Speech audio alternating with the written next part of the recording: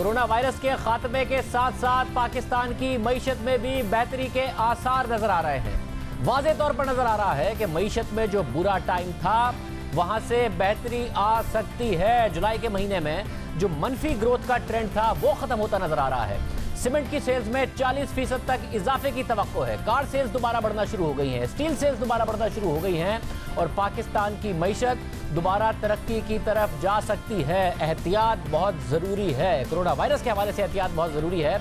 और डॉक्टर हफीज़ पाशा जो बहुत मोतबर राय रखते हैं, खुद हुकूमती वज़रा जिनकी राय बहुत ज़्यादा मोतबर समझते हैं, उनके मुताबिक भी अगले साल से पाकिस्तान में तरक्की की शरह बेहतर हो जाएगी। उनका ख्याल है कि गुज़िश्ता बरस हुकूमत कह रही है कि मनफी 0.4% ग्रोथ होगी, मगर असल में मनफी 1.5% ग्रोथ होगी। इस साल 0.5% ग्रोथ होगी, मगर उससे अगले साल 4%, फिर उससे अगले साल 5% ग्रोथ के नंबर्स नज़र आएंगे। यानी पाकिस्तान की मईशत में जो एक बुरा वक्त था वहाँ से बेहतरी की तरफ पाकिस्तान जा सकता है। क्या रोज़गार के मौके पैदा होंगे, क्या बरामदात में इजाफा होगा, क्या मईशत में सरमायाकारी होगी, इस सब पर हम बात करेंगे। डॉक्टर हफीज़ पाशा साबिक़ वज़ीर ख़ज़ाना हमारे साथ मौजूद हैं। डॉक्टर साहब बहुत शुक्रिया। डॉक्टर साहब, ज़ाहिर है मईशत के हवाले से जो इदाद शुमार आप आज तक बताते रहे दुरुस्त साबित हुए। अब आपको लग रहा है कि एक जो वर्स्ट था वो मईशत ने देख लिया है और अब यहाँ से बेहतरी की तरफ, तरक्की की तरफ पाकिस्तान की मईशत वापस जा सकती है। देखिए, मुल्क के अंदर के हालात अल्लाह के फजल से कोरोना में लग ये रहा है कि काफ़ी कमी आई है और इंशाअल्लाह ईद के बाद हालात अगर लॉकडाउन कामयाब रहा, ख़ास तौर पे पंजाब में और सिंध में, तो हो सकता है कि हम काफ़ी हद तक आगे बढ़ जाएंगे। सवाल ये पैदा होता है अलबत्ता कि बाकी दुनिया में हालात और ख़राब होते जा रहे हैं। अब हमारा जो सबसे बड़ा मार्केट है वो यूनाइटेड स्टेट्स ऑफ अमेरिका है, USA। वहाँ तो हालात बद से बदतर होते जा रहे हैं। उसके नतीजे में हमारे जो बरामदात हैं वो मुतासिर होते रहेंगे। और यूरोप में भी हालात कुछ बेहतर हुए हैं, मगर इस हद तक बेहतर नहीं हुए, ख़ास तौर पे UK में, जो कि एक हमारा दूसरा बड़ा मार्केट है। तो एक्सपोर्ट्स में इजाफे की कमी नज़र आ रही है। रेमिटेंसेस तो पिछले महीने रिकॉर्ड लेवल पे चले गए, 50% इजाफा हुआ और शायद ये इसलिए हुआ है कि लोग वापस आ रहे थे। अलबत्ता हमें अब ये देखना है कि रेमिटेंसेस पे क्या असर होता है। तो अंदरूनी हालात कुछ बेहतर हो रहे हैं, अलबत्ता बाहर के जो हालात हैं उनमें कोई ख़ास बेहतरी नज़र नहीं आ रही है। उससे चूँकि हम दुनिया का हिस्सा हैं, हमारे बरामदात दुनिया से मुंसलिक हैं, तो इसलिए इस वक्त कहना कि बहुत वाज़ेह तौर पर बेहतरी आएगी ज़रा मुश्किल है। मगर डॉक्टर साहब, आपने इस साल के लिए, ज़ाहिर है आप ऑप्टिमिस्टिक नहीं हैं, आप कह रहे हैं कि 0.5% से पाकिस्तान ग्रो करेगा, मगर अगले 2 सालों के लिए आप 4% और 5% की तरक्की बता रहे हैं। तो अगर दुनिया के हालात और फिर वैक्सीन भी आ जाती है तो आपके ख्याल में पाकिस्तान की मुआशी फंडामेंटल्स ऐसे हैं कि हम तरक्की की राह पर चढ़ सकते हैं अगले साल से? इंशाअल्लाह। बात यह है कि देखिए, 2 बहुत बड़े मसाइल थे पिछले 10 साल में। एक बहुत बड़ा मसला था कि हमारे मुल्क में टेरर के अटैक्स बहुत हो रहे थे। टेररिज्म के ख़िलाफ़ जो जंग हमने की बाद में, उसमें नुमाया तौर पर अल्लाह के फजल से कामयाबी हुई है। दूसरी तरफ बिजली की कमी जो थी उसने बिल्कुल, जैसे कहते हैं, माशी पहिया को रोक दिया था। और एक वक्त ऐसा था कि हमारे शरह नमू में तकरीबन सालाना 2% कमी आ रही थी बिजली की कमी की वजह से। अब ये हाल है कि हमारे पास सरप्लस बिजली है, अगरचे उसके इस्तेमाल में कुछ मसाइल हैं, मगर सरप्लस है। दूसरी तरफ टेरर इंसिडेंट्स कम हुए हैं।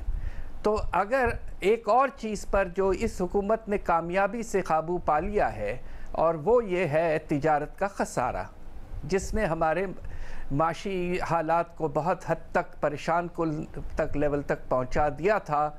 और एक वक्त ऐसा था कि 20 अरब डॉलर का खसारा था, अब वो 3 अरब डॉलर पे आ चुका है। ये 3 चीज़ों को देखते हुए मेरा ख्याल ये है कि अगर मुनासिब पॉलिसीज़ रहें और गवर्नेंस जो है मुल्क में मुनासिब लेवल पे रहे, तो इंशाअल्लाह 2021 से आगे चलकर हमारा अंदाज़ा यह है कि मुल्क फिर से 4.5% کے رفتار سے آگے انشاءاللہ بڑھے گا۔ صاحب یہ بڑی اچھی خبر ہے، اور مگر جب 5% سے اوپر اگر ترقی کی طرف پاکستان جاتا ہے، انہوں نے کرنٹ اکاؤنٹ خسارہ کم کیا تو ساتھ میں ہمیں نظر آیا کہ گروتھ بھی بالکل کم ہو کر رہ گئی، تو اگر ترقی کی طرف جاتا ہے تو واپس کہیں کرنٹ اکاؤنٹ خسارہ تو اتنا نہیں بڑھ جائے گا؟ پاکستان میں گروتھ کنزمپشن لیڈ ہوتی ہے، پھر اس کی وجہ سے درآمدات بڑھ جاتی ہیں۔ پاکستان میں اگر آپ نے کہا کہ بجلی کی کمی ختم ہو گئی ہے، اب شرح سود بھی کم نظر آ رہی ہے، دہشت گردی بھی نہیں ہے جو پچھلے 10 سالوں میں معاملات تھے، تو ایسی سرمایہ کاری ہو رہی ہے کہ ہم جیسے ہی معاشی ترقی کی طرف جائیں تو واپس کرنٹ اکاؤنٹ خسارے کی وجہ سے وہ جو بوم بسٹ کا سائیکل ہے ہمارا وہ دوبارہ نہ شروع ہو جائے۔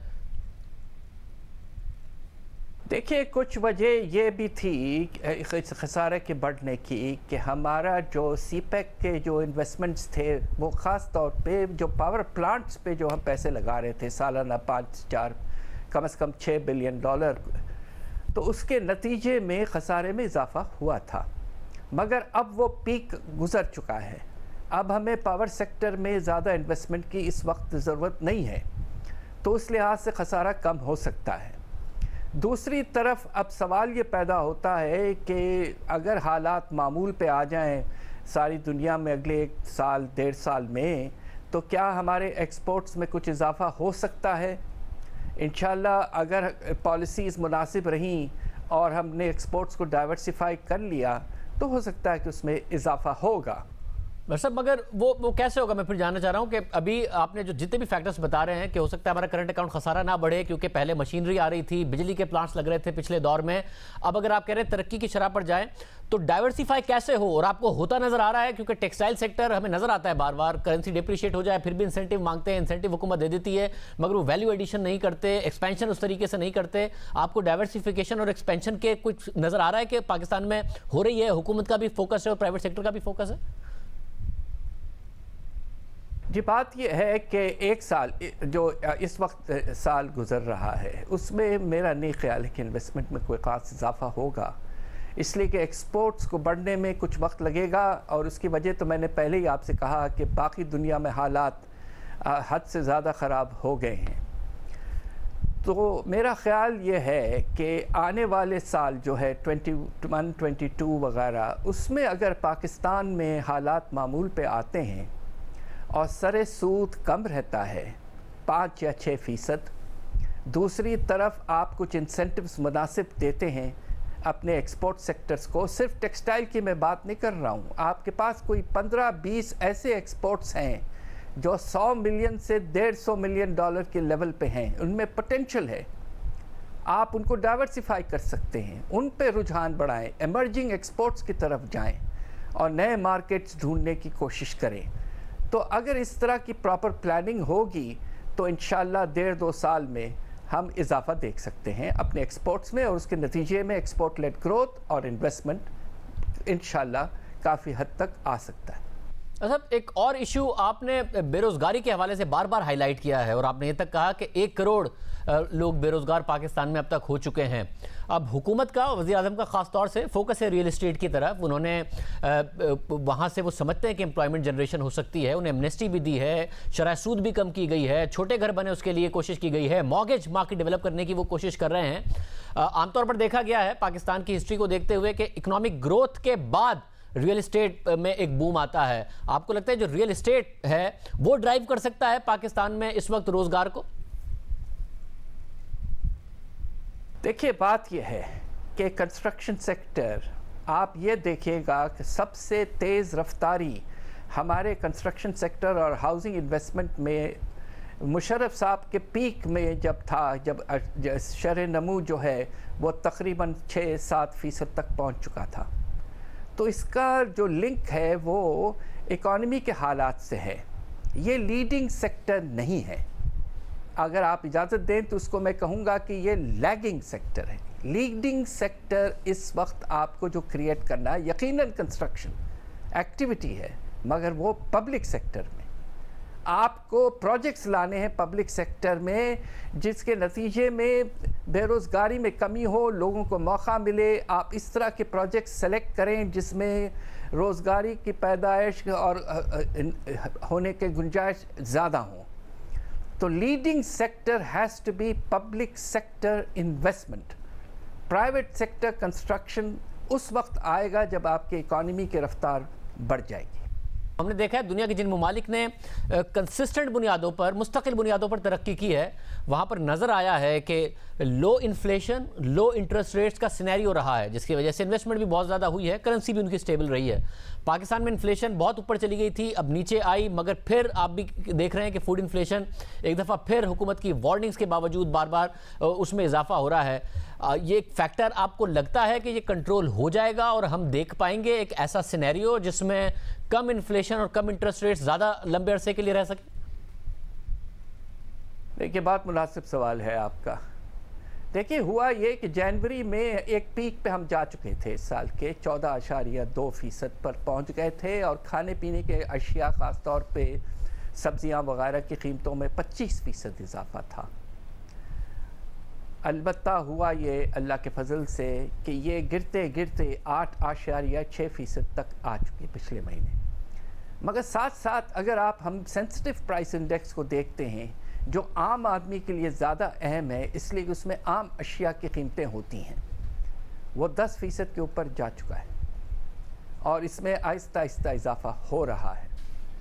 और इसकी 2-3 वजूहात हैं। एक तो ये कि पिछले साल बजट के खसारा इतना बढ़ गया था कि हुकूमत ने जो बोरोइंग की उससे मनी सप्लाई में बहुत इजाफा हुआ, बहुत पैसा छपा है और इस वक्त मुल्क में घूम फिर रहा है।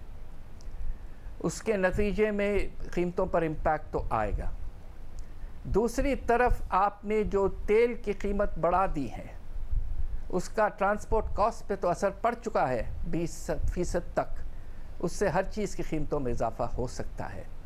आने वाले दिनों में IMF ने के साथ अगर प्रोग्राम को वापस लाना है, रिवाइव करना है, तो एक जो शर्त है वो बहुत सख्त है कि आप बिजली की कीमतें बढ़ाएं ताकि सर्कुलर डेट कम हो।